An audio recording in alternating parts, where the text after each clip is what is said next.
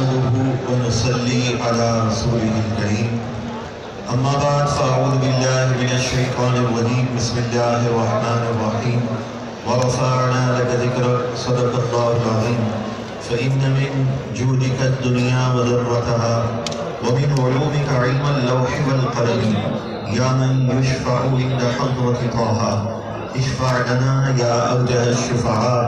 نظرت إلى بلاد الله جمعا كخردلة على حمل اتصال مولاي صلي وسلم دائما أبدا على حبيبك خير الخلق كلهم خالق کائنات جل جلالہ وامن والہ کا بہت احسان ہے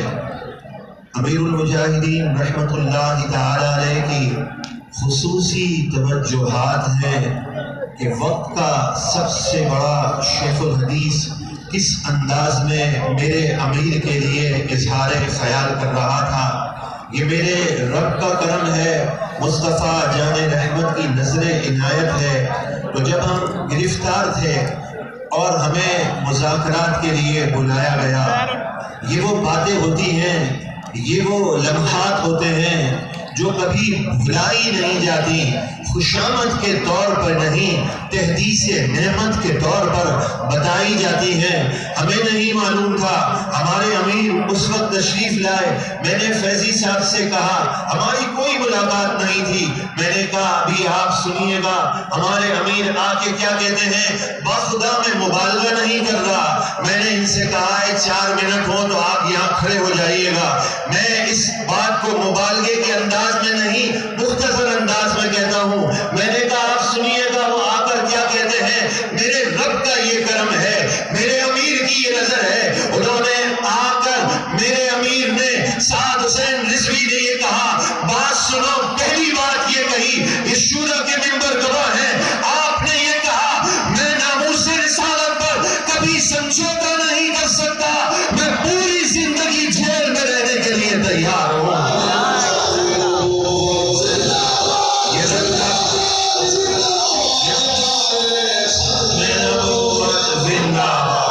صرف 2 باتیں عرض کرنا چاہتا ہوں، اگر واقعی آپ دشمنان اسلام سے انتقام لینا چاہتے ہیں، ان شہداء کے لہو سے وفا کرنا چاہتے ہیں اور قرآن اور سنت کو سینے میں بسانا چاہتے ہیں اور دشمنان اسلام کے وار کو ناکام بنانا چاہتے ہیں، جوش خطابت میں نہیں حقیقت کے پیرائے میں صرف اتنا عرض کرتا ہوں کہ اپنے اندر سیاسی شعور بیدار کر دیجئے۔ یہ سیاسی شعور کیا ہے؟ رسول اللہ کی آنکھوں کی، رسول اللہ علیہ السلام کے قلب اطہر کی ٹھنڈک ہے۔ جب یہ سیاسی شعور بیدار ہو جائے گا، اس کا مطلب جانتے ہیں کیا ہے؟ اس کا مطلب دین تخت پہ آ جائے گا، حضور علیہ السلام کا نظام آ جائے گا، ہر ایک امام سے، ہر ایک شعبہ زندگی سے تعلق رکھنے والے کو بڑے ادب سے، بڑے احترام سے، کسی سے الجھنا نہیں ہے، کسی پر تنقید نہیں کرنی، دست بستک کہنا ہے بھائی ہمارا مقابلہ دشمنان اسلام سے ہے۔ دشمنان اسلام نے یہ کہا، قادیانیوں کو غیر مسلم قرار دیا گیا اسمبلی کی وجہ سے، کہا ہم کھربوں ڈالر لگا دیں گے، بہت پیسہ خرچ کر دیں گے، صوفی ازم متعارف کروا دیں گے اور لوگوں سے سیاسی شعور دور کر دیں گے۔ الجھ کے نہیں، بڑے حسین انداز میں، اصلاح کے انداز میں دست بستک کہنا ہے آؤ نہ رسول اللہ کے دین کو تخت پہ لانے کے لیے سیاسی شعور بیدار کر لو۔ وہ قوم کبھی کامیاب نہیں ہوتی جو اپنے محسن کو فراموش کر دے۔ آج کیا ہمیں اپنے آپ پر فخر نہیں ہوتا؟ جہاں ناموس رسالت کی بات آتی ہے پوری دنیا پکار کے کہتی ہے سعد حسین رضوی کیا کہہ رہا ہے، یہ میرے رب کا فضل ہے اور اب میرا وقت بھی پورا ہے۔ دوسری بات یہ ہے کہ شرم و حیا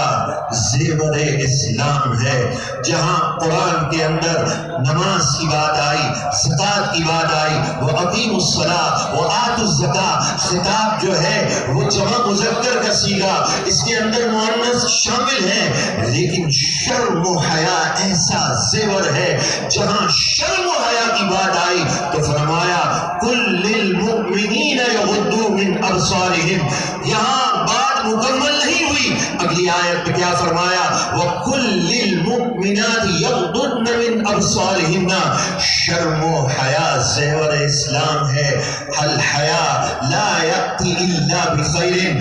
یہ حیا یہ خیر ہی لاتی ہے، اور شرم و حیا اپنے اندر بیدار کر کے عملی میدان میں آ جائیے۔ میرے امیر المجاہدین نے کیا کہا تھا؟ فرمایا اس آنکھ نے کبھی حرام نہیں دیکھا، تو میری بات سن کر وہ نوجوان شرمندہ ہو گئے تھے۔ میرے امیر کا عرص ہمیں یہی کہتا ہے عملی میدان میں آگے آ جائے۔